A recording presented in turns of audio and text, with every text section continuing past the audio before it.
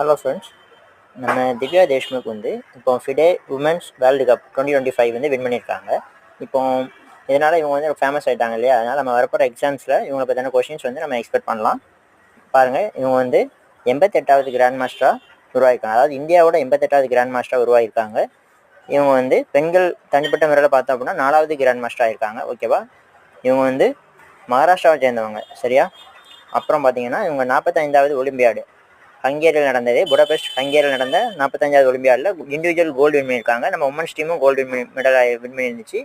அது மாதிரி மென்ஸ் டீமும் ஓப்பனில் கோல்டு மெடல் வின் பண்ணியிருந்தாங்க. ஓகேவா? அப்புறம் பார்த்தீங்கன்னா இப்போ இவங்க வந்து மகாராஷ்டிராவை சேர்ந்த 13வது கிராண்ட் மாஸ்டர், சரிங்களா? அப்புறம் இவங்க ஜெயிச்சிருக்கிறது வந்து ஃபிடே உமன்ஸ் வேர்ல்டு கப்பு தான், சரிங்களா? அதாவது வேர்ல்டு சாம்பியன் அப்படின்னா இப்போ மென்ஸில் உங்களுக்கு குயேஸ் தெரியும் இல்லையா? அது வந்து வேர்ல்டு சாம்பியன். அதே மாதிரி கேர்ள்ஸுக்கு வந்து கேண்டிடேட் டோர்னமெண்ட் அடுத்த வருஷம் நடக்கும் 2026. அதில் இவங்க 3 பேரும் செலக்ட் ஆகிருக்காங்க. இது நம்ம அதாவது இந்த டோர்னமெண்ட் மூலிமா இவங்க 3 பேரும் குவாலிஃபை ஆகிருக்காங்க. கேண்டிடேட்ஸ் 2026 ஜெயிக்கிறவங்க வந்து present world champion Ju Wenjun from China, அவங்க கூட விளாட்றதுக்கான வாய்ப்பு கிடைக்கும். ஓகேவா?